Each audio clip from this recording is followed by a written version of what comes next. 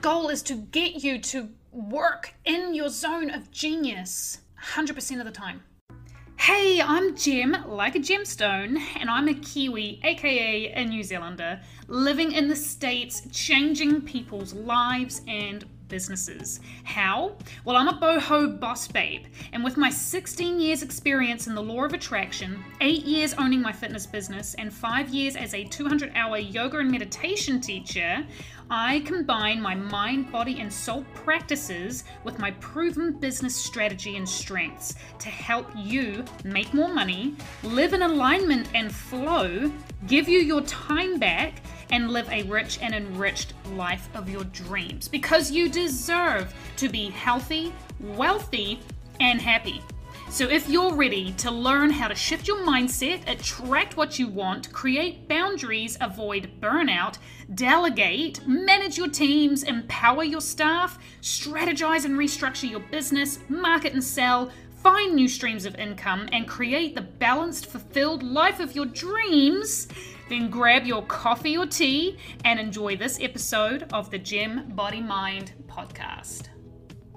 Hello, welcome back to the Gem Body Mind podcast.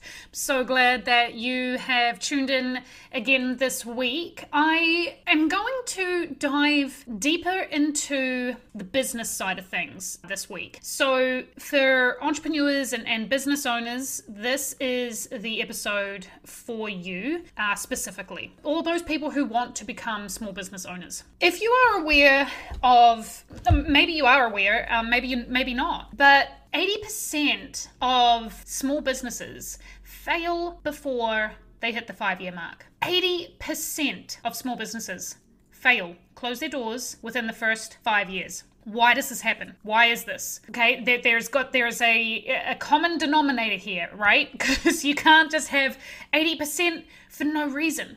And there is a very, very specific reason, okay? So, as a business owner, as an entrepreneur, we become entrepreneurs, again, the 80%, because we're so good at doing something technical, okay? So we're so good at, for instance, cutting hair, or building a house, or personal training, or chiropractic work, massage, something where we're technically good at it. We're really good at this thing, and we're sick of doing it for somebody else. We're sick of clocking in at the start of the day and at the end of the day making money for somebody else.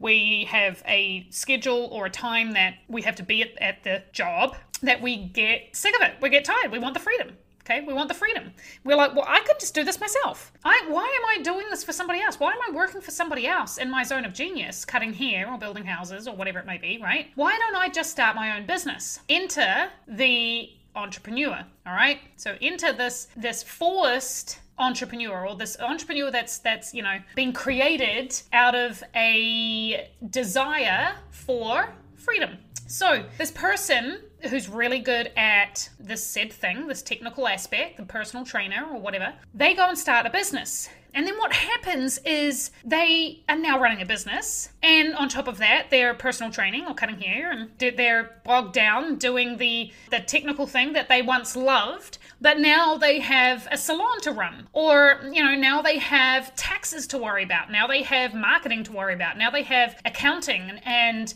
management and all of these things involved in running an actual business, which is not what their passion was from the beginning. Their passion was cutting hair.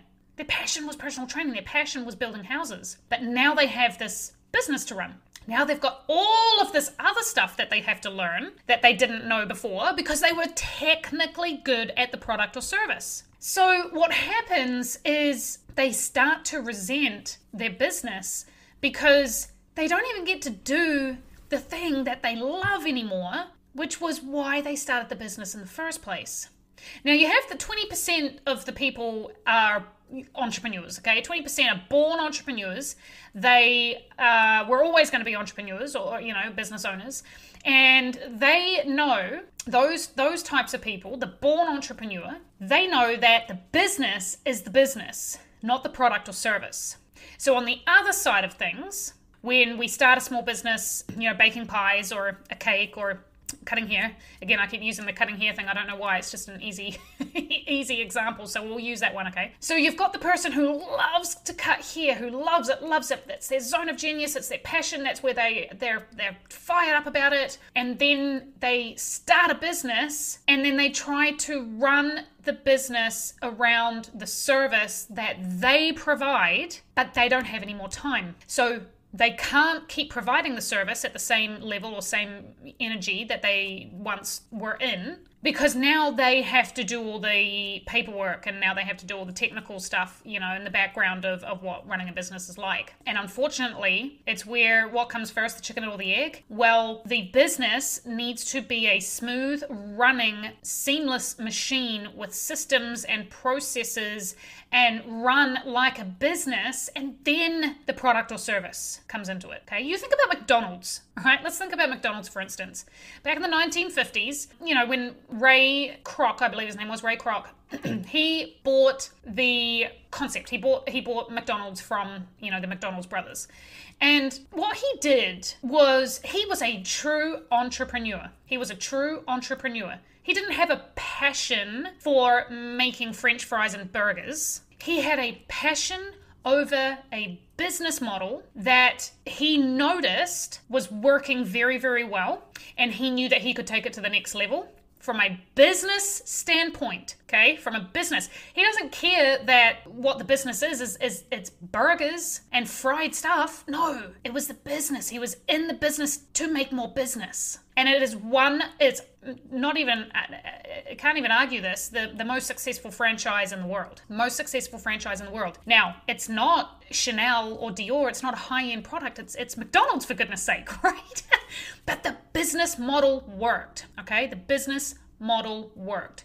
It was based around a formula, a business formula that they replicated over and over and over again, and it didn't need their individual eyes and hands to open every single McDonald's, because they had a proven system that worked, the business model. So then you have people who are passionate about business and making money and, growing these franchises. It had nothing to do with the product they were selling. So what do we do in this? What do we do now? What do we do as entrepreneurs and business owners where we love to do something and then we created a business around it?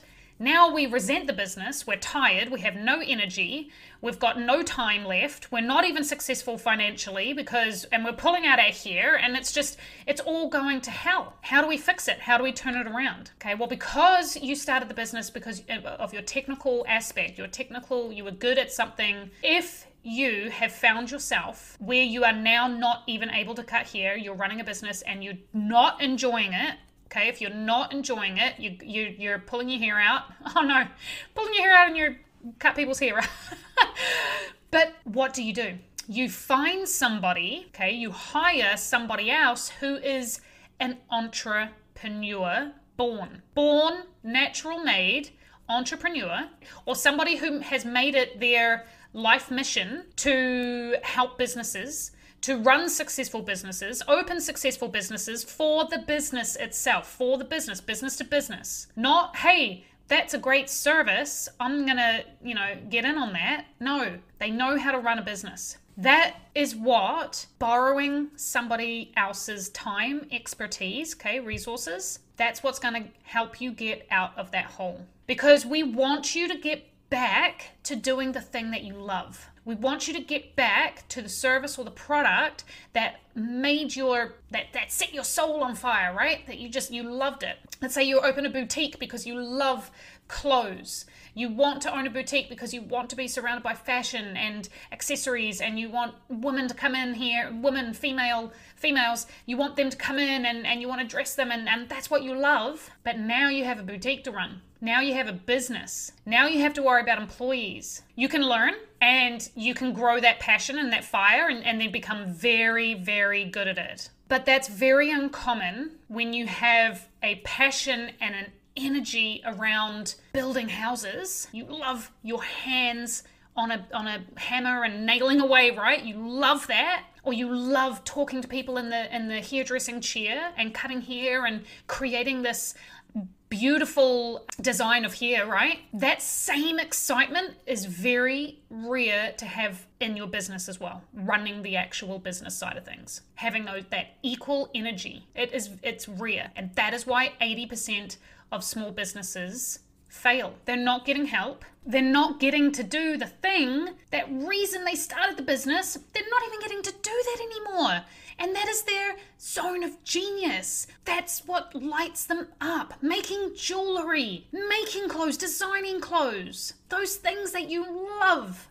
When you start a business and you get bogged down and you don't hire help, you don't even get to do that anymore. And that is just an absolute crying shame. It's an absolute freaking crying shame. I have made it my personal mission to make sure that everyone is working in their zone of genius. I mean, you probably, if you know me, you've been listening to my podcast, you know that is my goal. Okay, my goal is to get you to work in your zone of genius 100% of the time. Hire out, outsource what is not in that zone. Okay, and maybe it's not 100% of the time, right? Sometimes we have to do things that just like real quick or whatever that is not our zone of genius. I mean, that's life. But the whole crux of it, the guts of it, we should be working in our zone of genius. And it makes me freaking cry and sad and just devastated when I hear entrepreneurs, these small business owners, telling me that they don't even love what they do anymore. It doesn't have to be that way. It does not have to be that way. There literally is a way out. I know that you're probably sitting there and thinking, I don't know how to get out of this. I don't know how to get out of this. There is a way. You're never actually stuck. There is a way. Now, I can obviously help, but we need to jump on a call. We need to jump on a call to see what's going on. What is going on in your business? What is going on in your life? Is your business supporting the life that you want, or has it completely taken over and overshadowed your dreams and your desires for your life? For your lifestyle. In 10 years, where do you see yourself? How do you get there? Is your business supporting that? If not, we need to chat. Now, we can jump right into a 90-minute breakthrough session, and you can go to my website, www.gembodymindcom.com/breakthrough, and we can jump on a 90-minute call and we can figure this out. We can figure this out and strategize and start to talk about the way out of the situation that you're in and turn everything around. If you know that you just need a business coach, a born-made entrepreneur, somebody who absolutely thrives and has set their whole business around helping people like you, because that's what sets her soul on fire, then we need to chat and we need to get you into business coaching. So you can also email me at gem@gembodymindcom. You can follow me on Instagram at gem_Munro.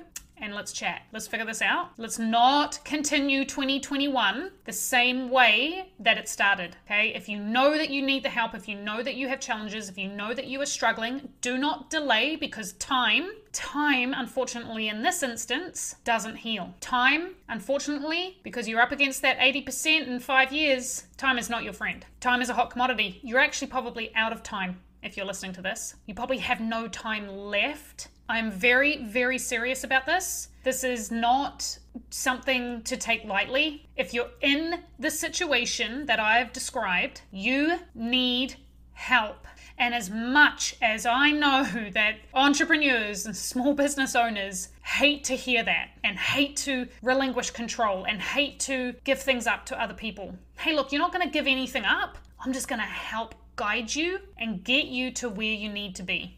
Okay, give you the strategy, help you on executing, telling you where you need to outsource, because that's another thing. Sometimes you don't even know who you need to hire. I'm going to help guide you with that as well. Thank you so much for listening today.